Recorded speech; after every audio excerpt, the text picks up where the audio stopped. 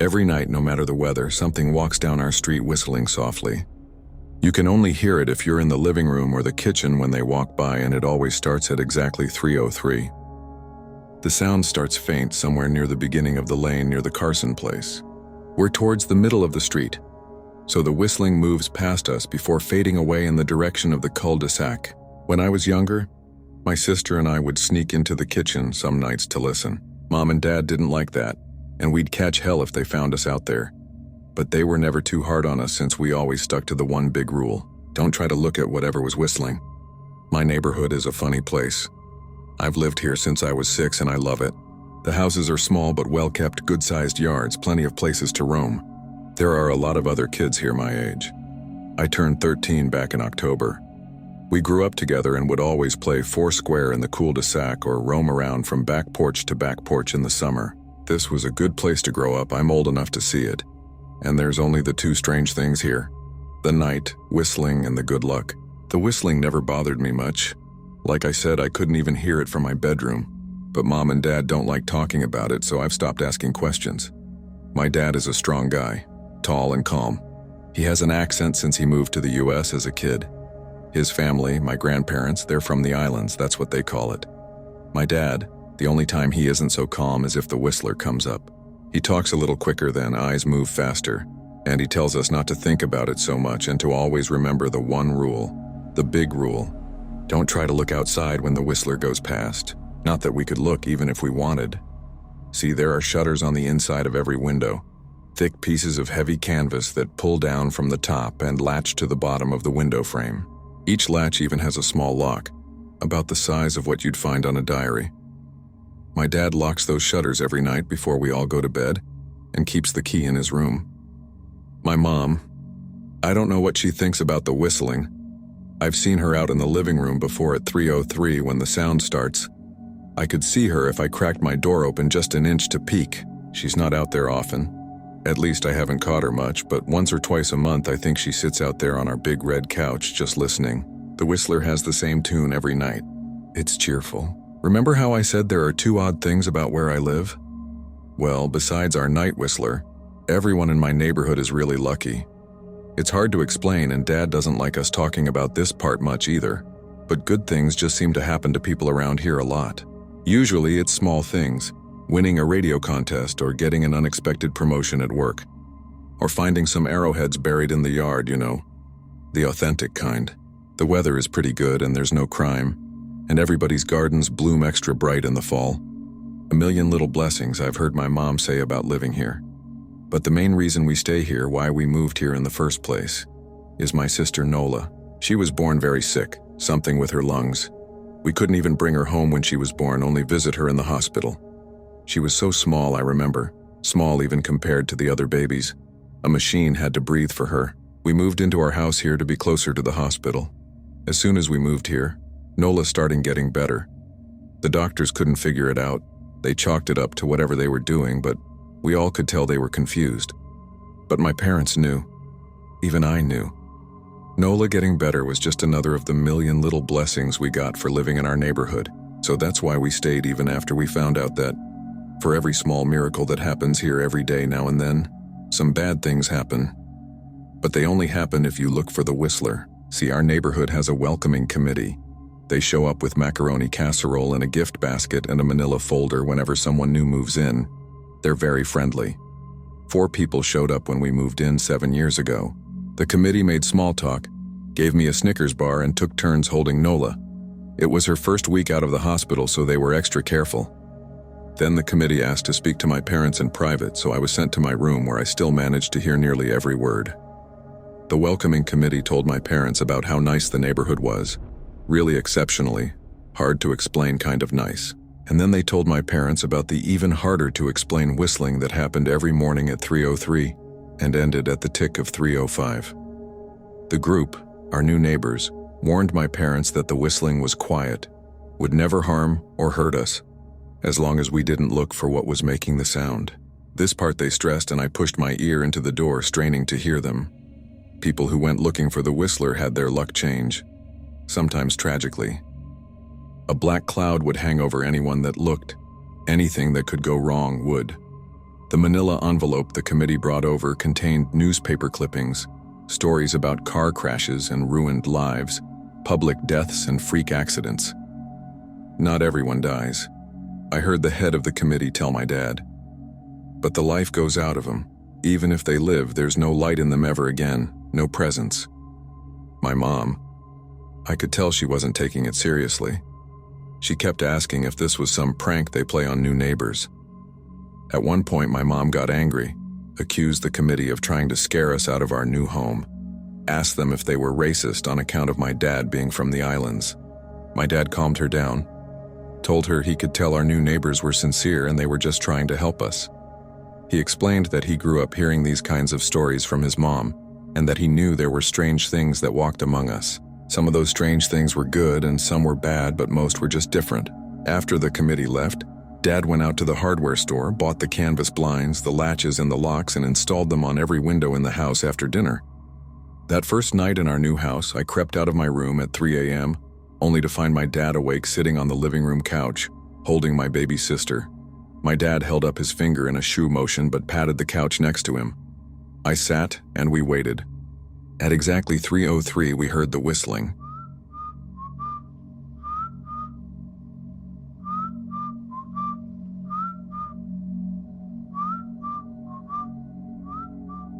It came and it went just like our neighbors said. The whistling returns each night and we never look, and we enjoy our million little blessings every day. Nola breathes on her own and she's grown into a strong, clever girl. My dad even joined the welcoming committee. We don't get new neighbors often. Why would anyone want to leave? But when a new family moves in, my dad and the committee bring them macaroni casserole, a gift basket, and the manila folder. I can always tell by the look on my dad's face when he comes back if the family took the committee seriously, or if we'd be getting new neighbors again very soon. Not long ago, a family moved in directly next to us. The previous owner, Ms. Maddie, passed away at age 105. She'd lived a good, long life. Our new neighbors seemed like they'd fit in just fine. They believed the welcoming committee, took my dad's advice about the locking shutters since they had a young child of their own. Whatever newspaper clippings were in that manila envelope, whatever evidence, my dad never let us see. But I imagine it must have been awfully convincing since our neighbors got along with no issues for the first month. One night when our new neighbors had to leave town, they sent their son Holden to stay with us. He was 12 a year under me in school. I didn't know him well before that night, but as soon as his parents dropped him off after dinner, I could tell it was going to be a bad time. "Do you know who is always out there whistling every night?" Holden asked the moment the adults left the room. The three of us were sitting in the den, some Disney movie playing idly on the television. My sister and I exchanged a glance. "We don't talk about that," I said. "I think it's that weirdo that lives in the big yellow house on the corner," Holden said. "Mr. Tolles?" my sister asked. "No way, he's really nice." Holden shrugged. "Must be a psycho killer then." Nola tensed. "We don't talk about it," I repeated. "Let's go in my room and play Nintendo." We spent the next few hours playing games, eating popcorn, and then watching movies. A typical sleepover, but I could see Holden was getting antsy. After my parents had wished us a good night, locked the blinds, and gone to bed, Holden stood up from his beanbag and walked over to where Nola and I were sitting on my bed. "Have you ever even tried looking?" he asked. "It's nearly time." Like most sleepovers, we'd conveniently ignored any suggestion of a bedtime. I was shocked to see he was right. It was almost 3 a.m. I sighed. "We don't... See, I can't. I can't even try to look because my dad locks the blinds every night and hides the key," he continued, ignoring me. "So does our dad," said Nola.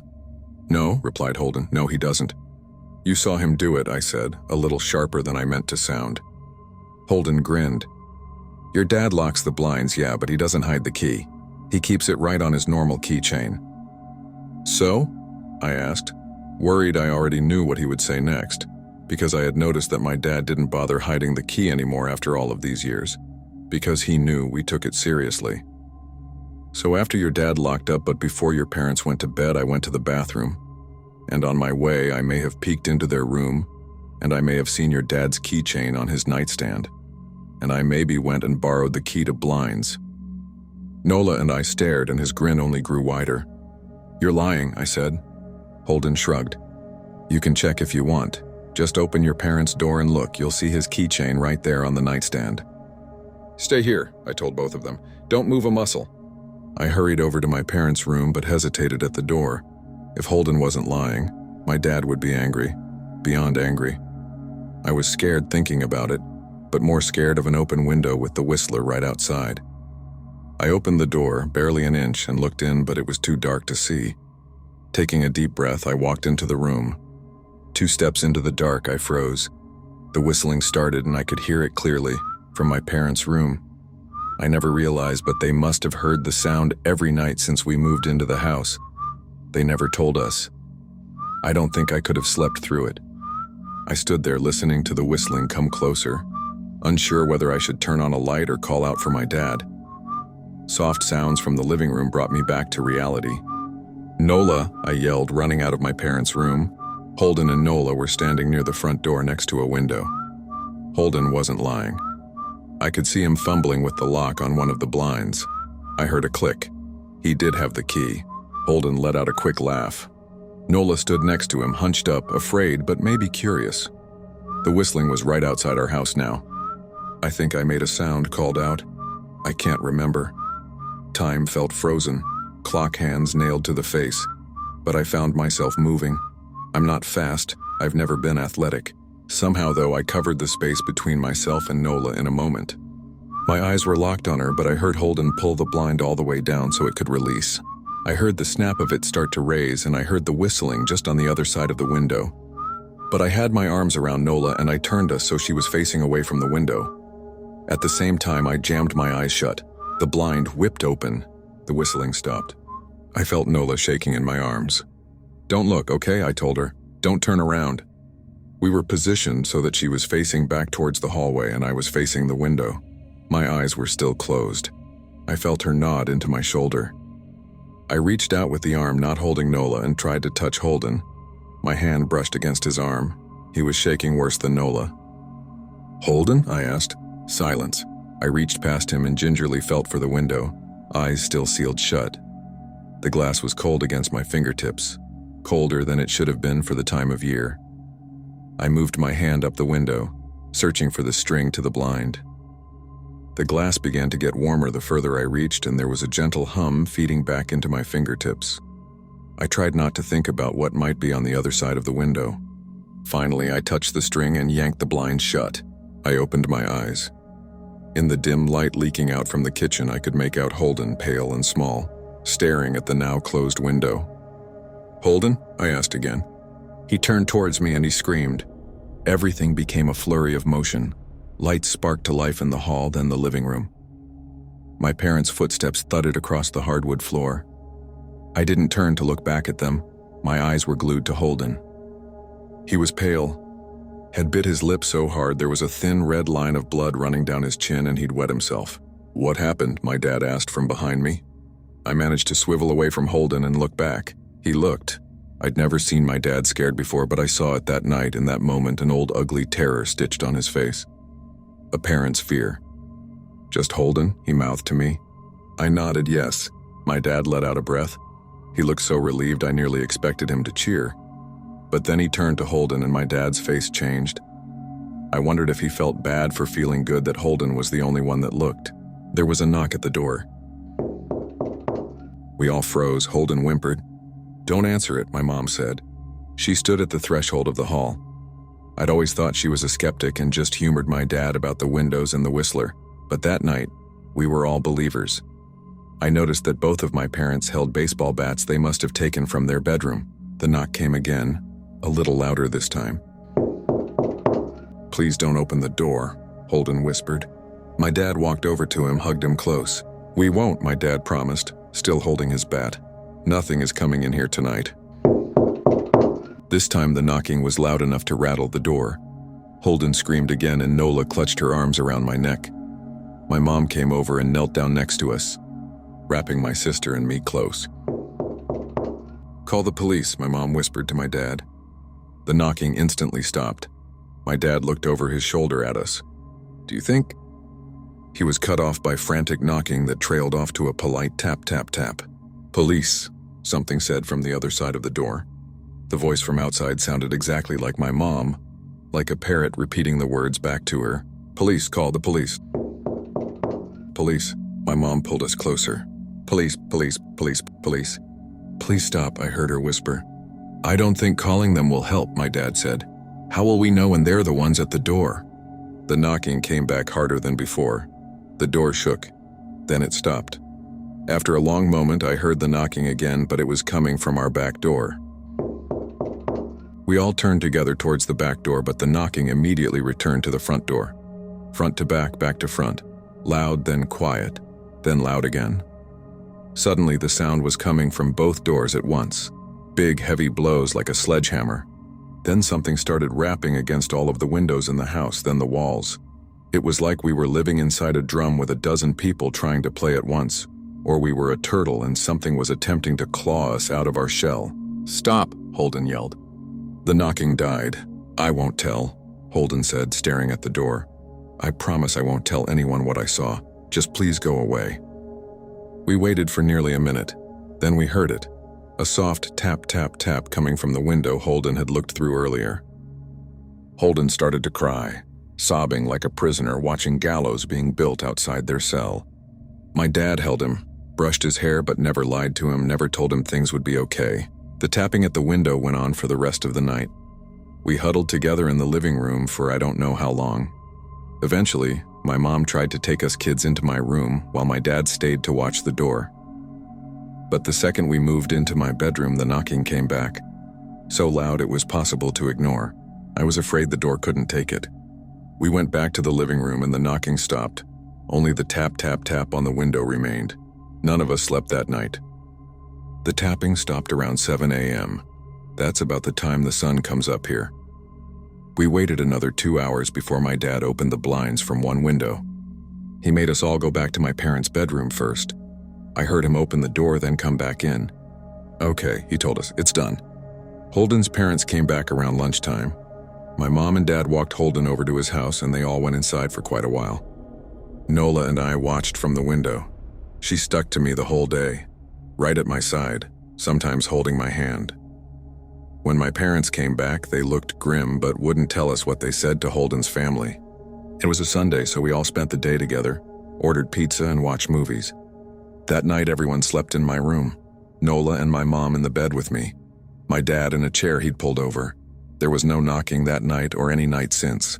We didn't see much of Holden or his parents for the rest of that week, but by Thursday there was a moving truck in their driveway. Nola and I watched them packing up the whole afternoon after school. What sticks with me most is how tired Holden and his parents looked.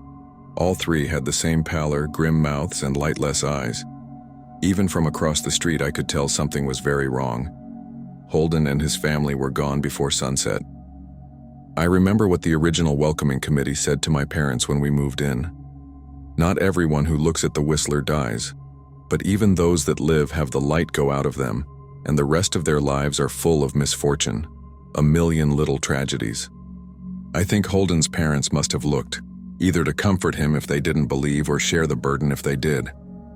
I watch Nola some days, happy and young and alive, and I wonder if I'd been slower if she'd looked out the window that night. Would I have looked too, to comfort her, to share that burden? I'm glad I don't have to find out.